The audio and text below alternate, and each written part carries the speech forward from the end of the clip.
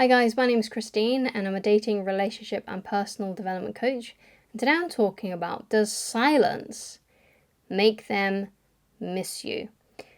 Now, silence and going into no contact and walking away from someone and deciding that you're not going to talk to whoever this person is, like it could be a crush or it could be an ex, deciding you're not going to do that anymore can make the other person miss you. Right, it can do that. In fact, it's the best way to get someone who perhaps dumped you to miss you back, to start missing you and want you back, right? It's a good way to do that. And the reason why it's a good way to do that is because someone can't miss you, right? Someone cannot miss you if you are always in contact with them, you're always in their DMs, when you like one of their things, even as simple as that, if they see a notification on their phone and your face shows up or your name shows up, in that moment they're going to start thinking about you, right? And if you're always there, if you're always on their phone screen because you've liked something or you've messaged them or anything else, or they've got a missed call from you or something like that, then they can't miss you because you're too familiar, right? So you want to do the opposite of that and become unfamiliar and rare and not around that much, right? If at all, right? Ideally not at all. And if they care about you, if they love you, the silence, the fact that you're not there, the fact that you're not blowing up their phone, the fact that they don't see notifications from you anymore, is going to help them miss you if they still love you and care about you.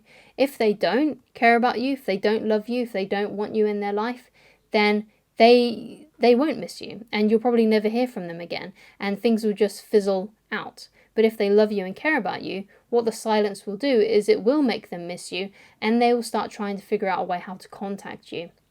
Whether that is by contacting you directly or getting one of their friends to contact you, something like that. So yes, silence will make them miss you, but only if they still care about you and they still love you. But the advice I always give with this sort of thing is that you shouldn't be waiting around, right? You shouldn't be waiting around to find out if the silence, the fact that you've gone into no contact, has worked. As soon as someone doesn't want to be with you, whether they've rejected you, whether they've dumped you, something like that, they don't want to be with you romantically and they've made that clear, then you can't be waiting around for them and like crossing off the days on your calendar, because some people, they look up the no contact rule and they figure out like, oh, how many days is it going to be until I can contact them, so they're looking for a certain amount of days that they can just cross off the calendar and then they can reach out to them, right? But the thing is that kind of thing keeps you stuck and that kind of thing rarely works anyway, right? No contact should be forever. Like if someone doesn't want to be with you, it's not very self-respecting to try and contact them and try and get them back in your life. The best response when someone rejects you or when someone dumps you is, that's great. I don't want to be with someone that doesn't want to be with me. So, get in touch if you ever change your mind about me and if you ever want to try and work things out, if it's a relationship, or let me know if you change your mind about me and you would like to go on a date. And that's what you say to someone who perhaps has rejected you, like a crush or something. And you say that to them because you don't want to be with someone that doesn't want to be with you. Why would you want to be with someone who doesn't want to be with you? Because it's boring, right? If you let's say, you do everything, you get them out on a date, even though they've already rejected you or they've already dumped you, you get them out on a date, it's going to be really boring, right? If it's going to be, because they don't want to be there, because you've made things happen. Like perhaps you've, let's say it's an ex and you've said to them like, oh, is it right if we have a chat because I really need to talk about things, like I need closure and things like that. But what you're hoping is that when you two meet up, there's actually going to be a spark there and you can turn it into a date and you can go back into your old ways with them, right? But when what you'll see is if that person really doesn't want to be there and they really don't want to be with you, it's going to be boring. It's going to be a really boring talk because they're going to be really standoffish and it's going to be really difficult for you to open them up and to have a conversation with them where you can have a heart-to-heart because they don't really want to be there, right? So that's why you don't want to be with someone who doesn't want to be with you. It's hard, it's difficult, it's not fun, and it just keeps you stuck and it hurts, right? So it's best to just leave them be 100%, right? And if they come back, they will. But you can't be waiting around for them, right? Because that keeps you stuck, right? If you're crossing off the days and hoping that, oh, by day 40, they'll reach out to me, if you keep on doing things like that, it's just going to keep you stuck in place, right? It's not going to help you move on. And basically, if someone doesn't want to be with you, you got to realize, I need to let go of this. This person has dumped me, or this person has rejected me. I need to start moving on. I need to start progressing with my life, right? Because if I'm not, and I just keep on thinking about them, I'm crossing off the days, I'm waiting for them to contact me, it keeps you stuck and it prevents you from moving on. You've got to see it as like a bus, right? So you got to, if a relationship is like a bus, right? If that bus doesn't want you, if that bus isn't going to pick you up, it's fine, because there's going to be another bus soon. Like, let's say the bus is full, right? And they say, no, you can't get on the bus is too full, there's too many people on this bus, right? Then you just wait for the next one. That's where you got to see it as. You got to see, okay, I've just got to wait for the next bus. I've just got to wait for the next opportunity. I've just got to wait for the next relationship, right? And sometimes dating, in fact, most of the time, dating is a game of numbers. And basically what I mean by that is that you sometimes need to go on 5 dates to meet the right person for you. That's going to be a good match for you. Or sometimes it's going to be 10 dates. Or sometimes it's going to be 50 dates or 100 dates, You don't know how long this is going to take, but the point is that you keep on moving, you keep on progressing, you keep on going through the numbers in order to find that one great person for you. And the great thing is that if you're from the West and you live in a monogamous society like we do here in the West, then you only need to find one person. You only need to find that one special mate that ticks all the boxes for you. And that's great. You only need one. You only need one great prospect, right? And if you keep on doing that and you keep on going through the dates, you will eventually find someone who's going to be good for you, right?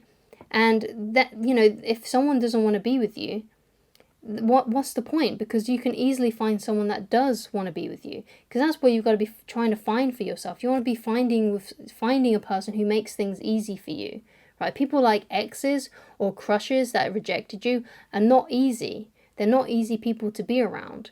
But people that really want to be there, that are into you, are easy to be around because they make it easy, because they like you. You ask them out on a date, they give you a direct answer, they say, yes, I would love to, let's meet up. And you do that and it's great. But if it's someone who's like an ex, or it's someone that's already rejected you and you keep on trying to get them out on dates, or it's someone who's just not that interested in you and perhaps you just don't know that they're not interested in you yet, they're going to make it really difficult. They're going to flake on you. They're going to give you an excuse. Or they will show up, but they'll leave really soon and it just won't work out. Or it may happen, like they go out on a date with you and realize that they don't like you, and then they start flaking on you. And then they give you like these really weird, confused answers like, oh, I just don't know where I am in my life right now. Or I'm not really ready to date right now. Or, oh, I've got a lot of things coming up. I don't know if I can actually meet up with you ever.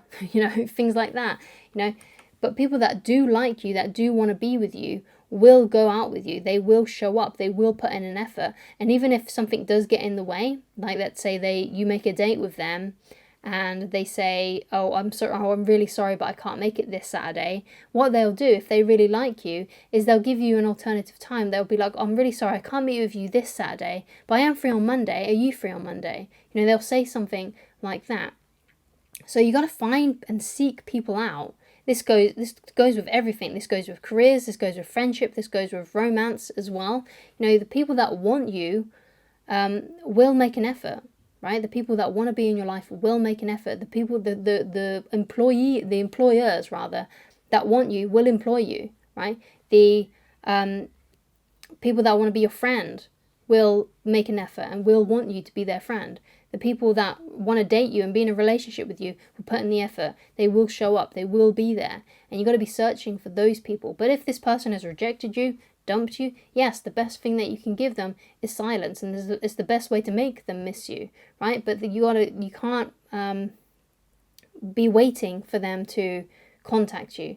You have to move on with your life, because it's not very self-respecting to be hanging around waiting for someone that doesn't want to be there. You want to find people in your life and surround yourself with people that want to be there for you, that want to be in your life, that care about you, that want you, right? That's the best situation that you can put yourself in a place where you're wanted by most people in your life, by all of the people in your life, and keeping those people that want you in your life around, right? That's the best kind of situation to have yourself in, and that goes for employers, and that goes for romantic relationships and your friendships. So thank you so much for watching. If you'd like to get in touch with me personally, then please go to www.christineloveridge.com. Thank you so much for watching, and I shall talk to you again very soon. Goodbye.